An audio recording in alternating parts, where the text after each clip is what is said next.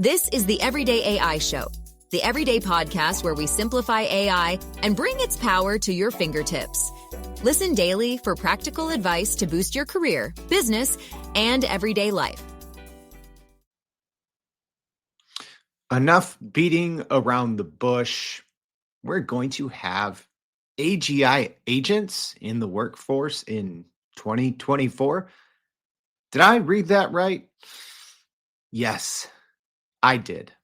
That's some of the biggest news this week in AI, as well as, a little bit of everything else. Meta had a disastrous experimentation with AI generated profiles. OpenAI is looking beyond AGI to ASI, and AI is about to take over CES. Just an alphabet soup here to start your morning. All right, there's so much going on in the world of AI. You could spend, a couple hours each and every day trying to keep up with it and say, hey, how is this going to impact my company, my career, my department? You could do that, or you could let us do that. That's what we do almost every single Monday here on Everyday AI. So welcome. My name is Jordan. I'm the host of Everyday AI.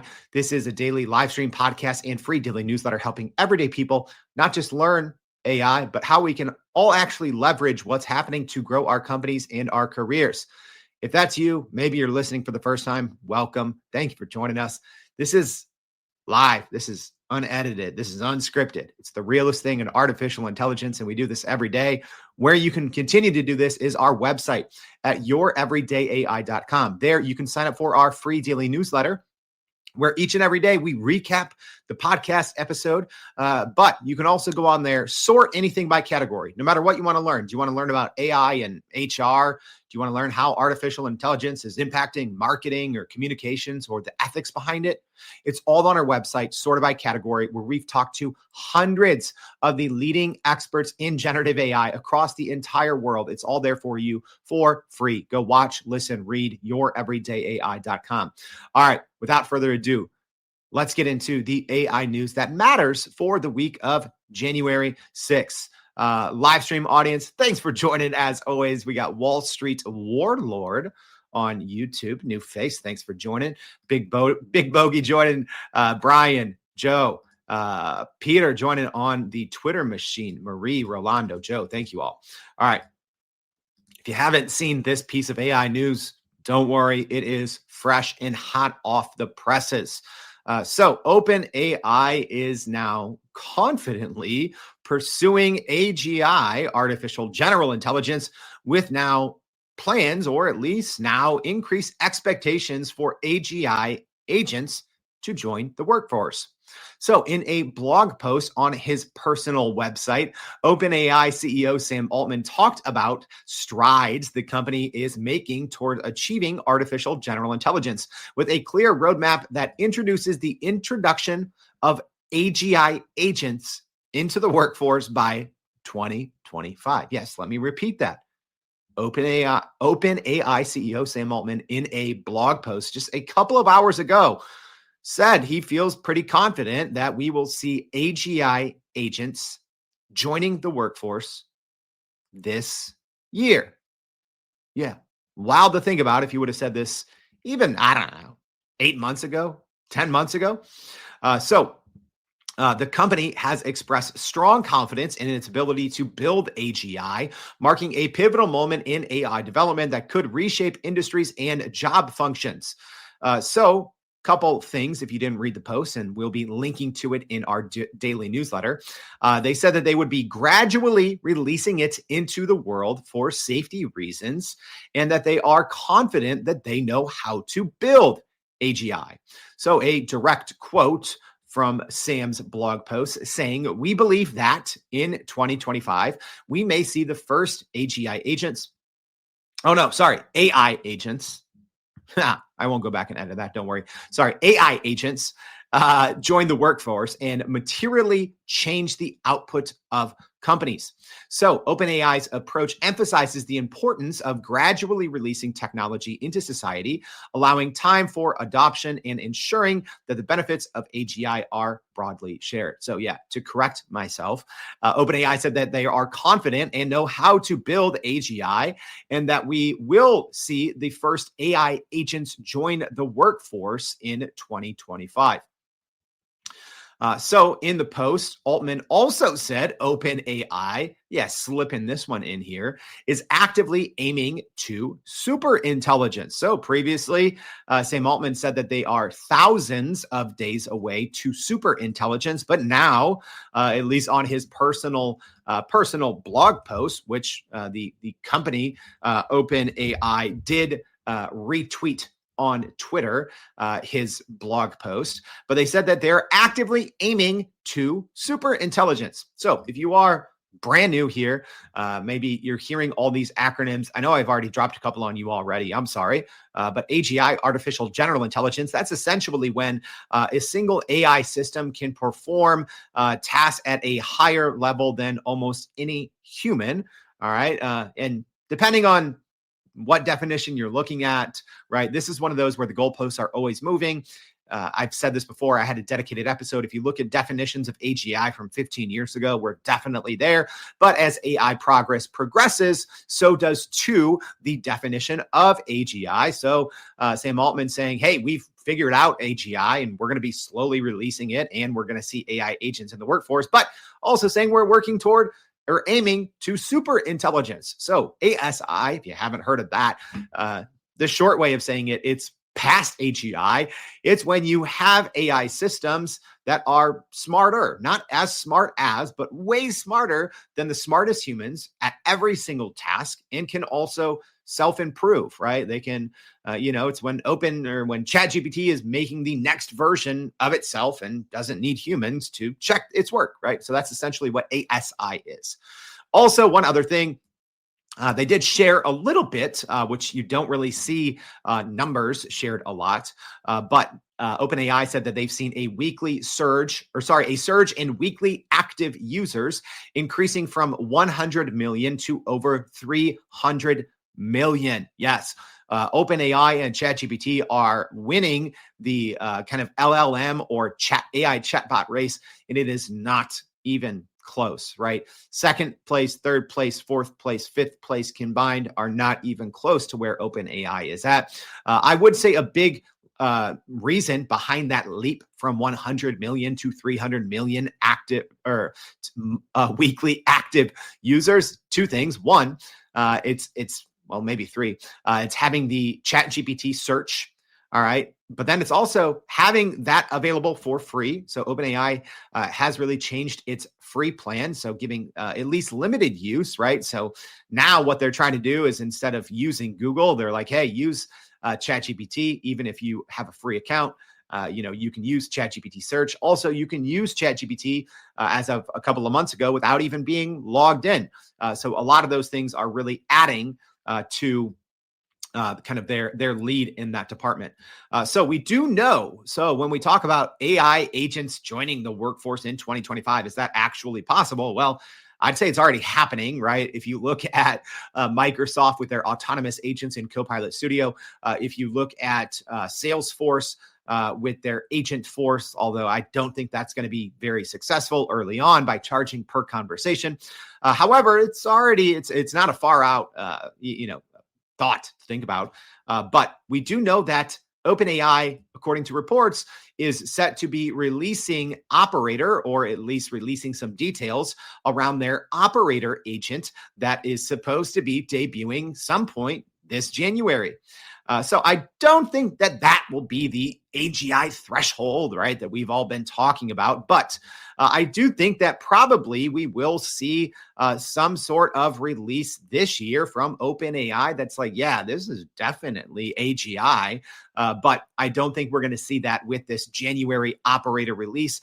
I don't think it's until you combine that autonomous kind of agent nature if that is called operator, but combining it with a more powerful model. So whether that's a GPT-4.5, a GPT-5, in O1, in O3. So these O-level models right now don't have access to any tools. So maybe that could be the thing that pushes OpenAI over that line. All right. Our next piece of AI news. Yeah, you're going to be hearing about AI a lot this week. Sorry. It's going to be like AI in fridges, AI in microwaves, AI in your gym sneakers. That's because CES is upon us. Well, in a couple of hours, the Consumer Electronic Show, the biggest tech show in the world, is set to kick off tomorrow in Las Vegas. And it promises to be a significant event for tech enthusiasts, particularly those like us who are interested in AI. So a couple things that have already been announced or leaked or previewed. Samsung is aiming to introduce its AI for all, everyday, everywhere initiative, featuring, yeah, this is real, AI fridges that can anticipate temperature changes when groceries are unloaded. LG is introducing affectionate intelligence. Yeah, can we stop trying to rename AI like Apple Intelligence? And now LG is saying they have affectionate intelligence. Can we stop that? That's not smart. Sorry. Anyways, LG is introducing affectionate intelligence, a concept that suggests a more personalized interaction with technology. Although what that actually means is not yet clear. Hey, LG, how about first work on, I don't know, creating dishwashers that work instead of, trying to rebrand affectionate intelligence. Yeah, if you listen to the show, I've had a lot of problems with dishwashers and washers and dryers over the last couple of months. So also the TV industry. Yes, we are going to see generative AI in TVs.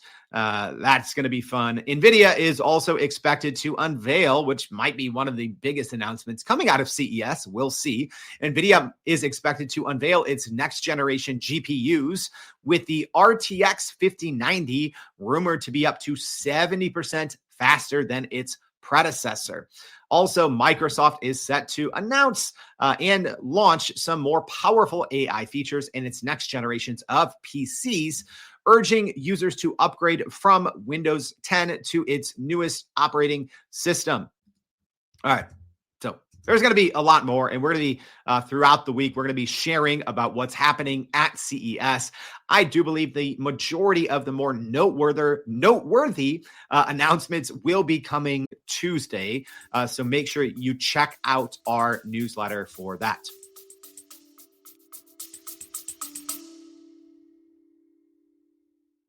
Are you still running in circles trying to figure out how to actually grow your business with AI? Maybe your company has been tinkering with large language models for a year or more, but can't really get traction to find ROI on Gen AI.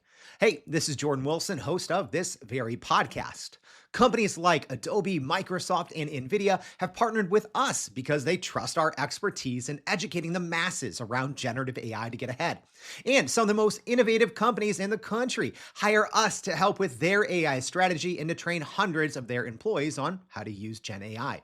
So whether you're looking for ChatGPT training for thousands or just need help building your front-end AI strategy, you can partner with us too, just like some of the biggest companies in the world do. Go to youreverydayai.com/partner to get in contact with our team, or you can just click on the partner section of our website. We'll help you stop running in those AI circles and help get your team ahead and build a straight path to ROI on Gen AI.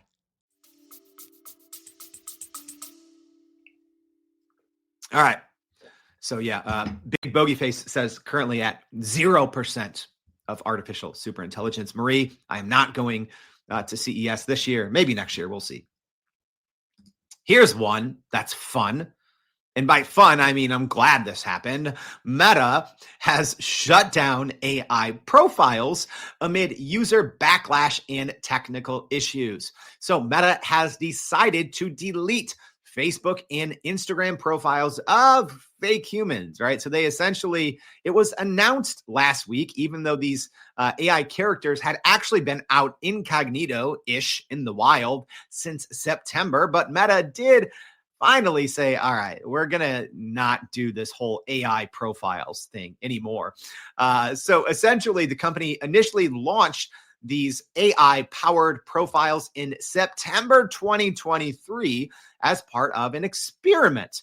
But user interactions have raised significant concerns, leading the company to essentially squash this project. So if you missed it, it did come out last week, and we covered it in our newsletter, news of this, even though Meta had been testing these AI-generated profiles out for more than a year. But news came out last week that Meta was going to start to roll these AI profiles out more broadly.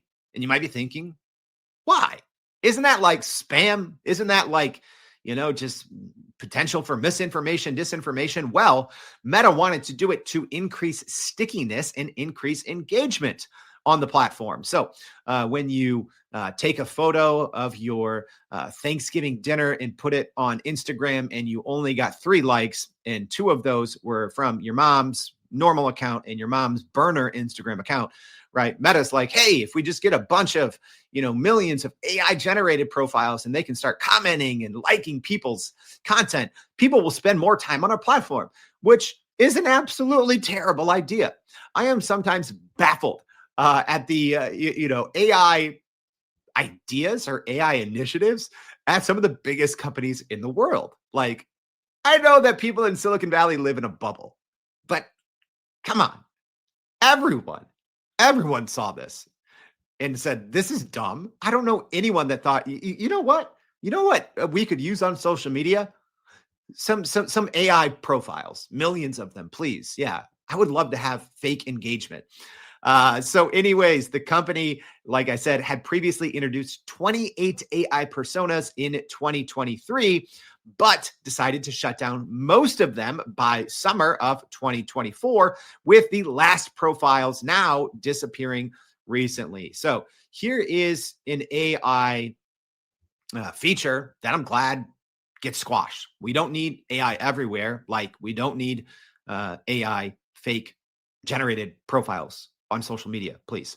So despite the removal of these profiles, users can still create their own AI chatbots, which can be used on the platform. So that includes various roles such as therapists and relationship coaches, right? So this is more of like creating your GPTs, and then you can use them across Meta's different platforms.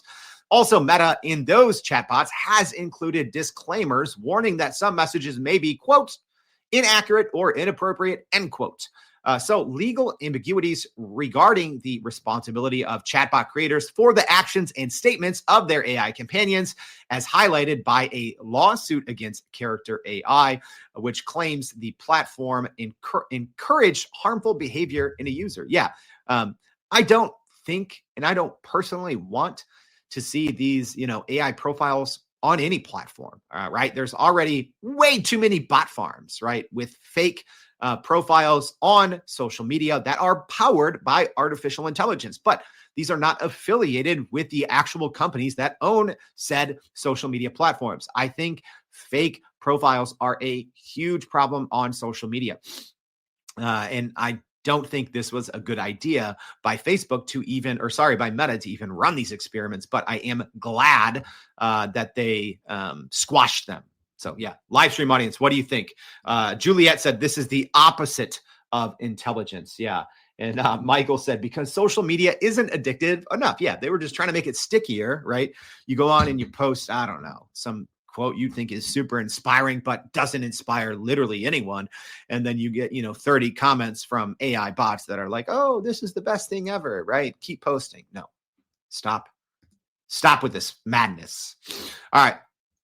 Speaking of madness, yeah, we didn't see Grok 3. So Elon Musk's Grok 3 model is facing delays. So the anticipated launch of Elon Musk's Grok 3, which is xAI's next major AI model, has been pushed back, highlighting ongoing issues in the AI sector regarding product timelines and scaling limitations. So Musk previously stated that Grok 3 would be released by the end of 2024. But yeah, here we are in 2025, and there's no signs of Grok 3, which is to the surprise of probably No one, unless you are absolutely addicted to everything that Elon Musk says and you eat out of his Twitter account like it's cereal on a Saturday morning. So yeah, I've said this all along. I'm not shy in saying that I don't think Grok is a serious model, mainly because it is largely trained on Twitter data, which is a cesspool. So reports suggest that an intermediate model, Grok 2.5, may be released before Grok 3, indicating potential setbacks in development. So Musk admitted in an August interview that Grok 3's availability in 2024 would depend on luck. So first he said, yeah, we're going to release it in 2024. And then a couple of weeks ago, he said that Grok 3's pre-training was complete. So everyone's like, oh, the pre-training is complete. That means we're going to be getting the model. No. I do like XAI or Grok's move here because they did kind of preview a web-only interface. So at least moving the Grok AI platform off of Twitter, which I think is a smart move.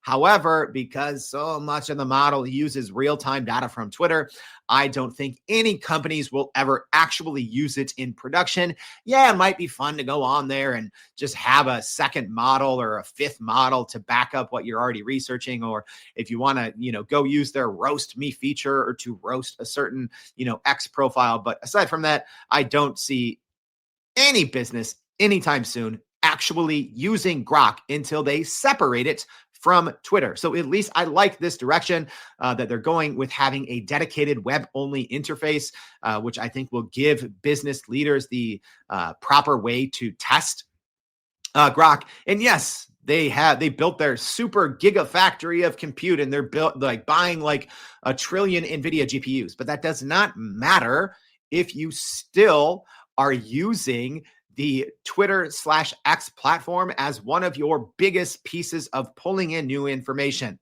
That is dumb, right? Like that's like Meta, hopefully, is not using all of the content that was created by those AI generated profiles to create its next version of Llama, right? I think there's a difference between thoughtfully using synthetic data from a model to either distill other models or to train models versus using what's on social media. That is a big difference. Yeah. Dr. Scott saying Musk, ? Delays? Really? Yeah. Shocker, right? Michael said, I use Grok a couple of times because it's the quote unquote free speech, quote unquote less restrictions model. And I came across the same restrictions and biases. Yeah. It's a bunch of marketing, not very good. All right. Speaking of failed promises, OpenAI's media manager tool also delayed amid IP concerns and legal challenges. So OpenAI's anticipated media manager tool, which was designed to allow creators to manage how their works are used in AI training, has yet to launch 7 months after its announcement. This is another one of those things. OpenAI said that it would be released in 2024, yet we are in 2025, and we haven't heard a peep on the media manager tool. So like I said, it was intended to identify copyrighted content across various media types and reflect creators' preferences, aiming to address criticism and legal challenges faced by OpenAI. Insiders suggest that the tool was not seen as a priority within OpenAI, with reports indicating little internal progress or focus on its development. OpenAI has missed its self-imposed deadline to have the media manager operational in the 2024 calendar year. So right now, leaving content creators, media publishers, and everyone else without a comprehensive opt-out solution for their works. So right now, current methods for creators to opt out of AI training, such as submission forms for removal, has been criticized as cumbersome and ineffective. So yeah, there actually is a way on OpenAI's website that you can essentially say, hey, OpenAI, stop scraping my website, stop using my content for your models. It is not super intuitive. So that's why OpenAI did announce the media manager, which when we first covered it in our newsletter in early 2024, I thought it was a great idea if it came to fruition. However, it seems like, I don't know, maybe AGI and ASI have suddenly become more important than, the data. And here's the other thing. These large language models, these big tech companies, they need the internet. There's this, the big elephant in the room is, well, these models are essentially scraping copyrighted content and using it to train their models. And we're going to be talking about a lot of lawsuits in 2025 that may or may not prove that exact same thing, right? That's the big secret in the room that is not really a secret. All of these big tech companies are scraping the open internet, which includes obviously copyrighted works, right? And it's essentially that's how generative AI works, right? It's instead of reproducing a one-to-one copy of something that is copyrighted, instead it uses, maybe dozens or hundreds or thousands of variations of different copyrighted content and essentially blends them all together and spits something out that is technically unique, but technically just derived from dozens or hundreds or thousands of pieces of copyrighted content. Right. So there's a very informal lesson in how generative AI and large language models work. So OpenAI faces, like every other big tech company, faces class action lawsuits from multiple creators and large content organizations, including authors and media conglomerates, claiming that their works were used for training without permission. Yeah, but it is hard to prove unless a model spits something out verbatim, which obviously, you can kind of scheme to do that with some, fancy prompt engineering. So yeah, we're going to be seeing this a lot in the courts in 2025. So legal experts have expressed skepticism about the media manager's ability to resolve ongoing intellectual property issues, highlighting challenges in ensuring compliance and the burden it places on creators to manage their own rights, right? Yeah, it's kind of like, and this isn't just OpenAI, this is everyone, right?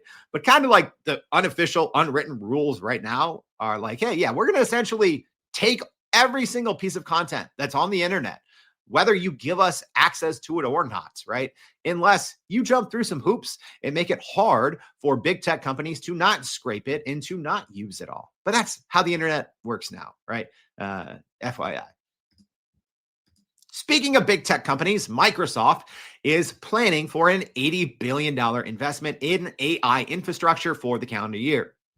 So Microsoft has announced a significant investment aimed at enhancing its capabilities in artificial intelligence and cloud computing.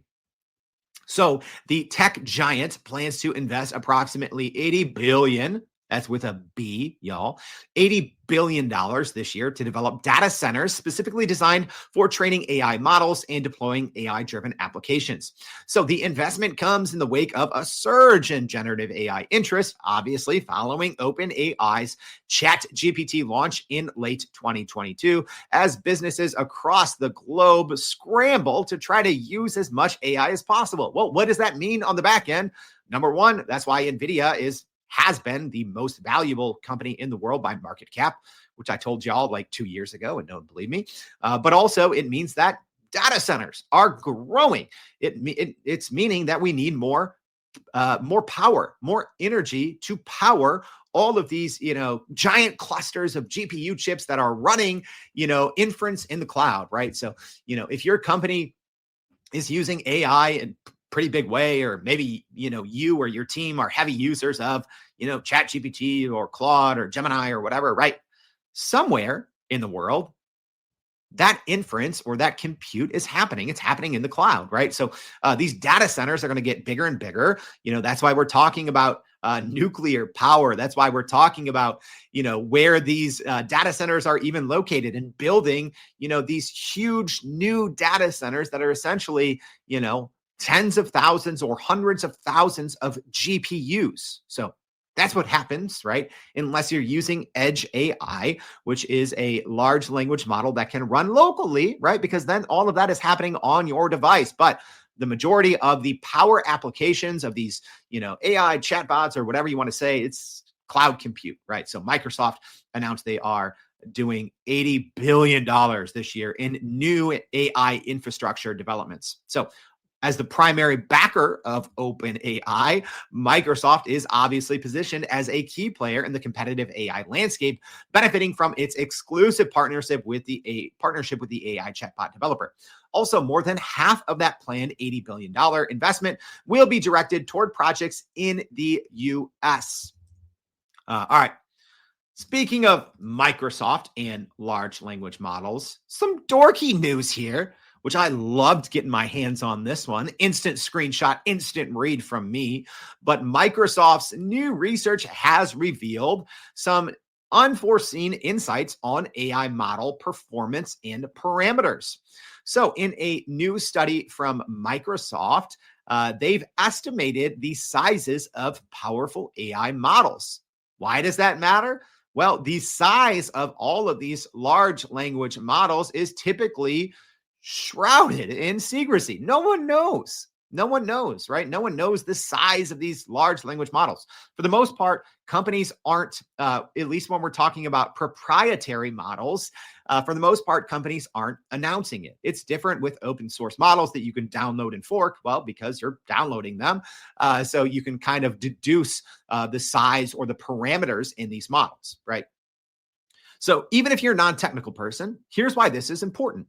That scenario that I just described for you, right? Let's say your company, there's 10,000 employees and all of you are using generative AI. Well, there's a good chance that that company, like OpenAI, is maybe losing money on that, right? Especially if you are power users, right? If you're paying $20 a month for ChatGPT Plus, you're paying, I think it's like $50 or $100 now for an enterprise seat, right? But all of that power that you are needing from the model is being drawn from a data center. It is very costly. It is sucking up a lot of energy. So models, presumably even these large language models, have been getting smaller. But until this study from Microsoft, we really didn't know it, because the smaller the models get, the essentially less power they suck.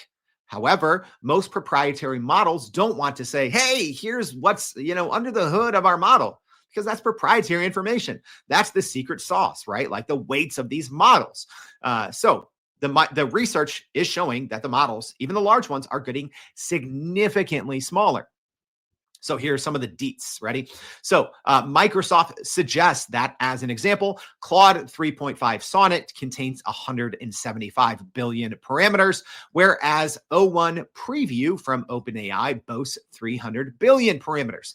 A good benchmark, which is one of the kind of first models, large language models, that it was widely reported to know the size, was GPT-4. The original GPT-4 was reportedly about 1.8 trillion parameters. So there, as an example, Claude 3.5 Sonnet, let's see, I'm not good at math on the fly, but I believe that's about 10% of the size. So as models get smarter, as the process of reinforcement learning with human feedback gets a little better, as data source quality improves, post-training improves, the models are essentially able to get smaller, which is huge. So OpenAI's smaller models, the O1 Mini and GPT-4o Mini, are estimated to have 100 billion and 8 billion parameters, respectively. So let me repeat that. So GPT-4o Mini, which is more capable now than the original GPT-4 Turbo, the original GPT-4. GPT-4, 1.8 trillion parameters. GPT-4o Mini, 8 billion. All right, that's a fraction of the size.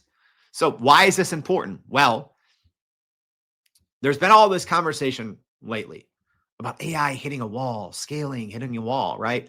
That would be true. I think people who are saying that don't truly understand the impact of these models being smaller and smaller. Because what that means, essentially, I think, let's say we have a GPT-5, right? And there's a GPT-5 Mini, all right?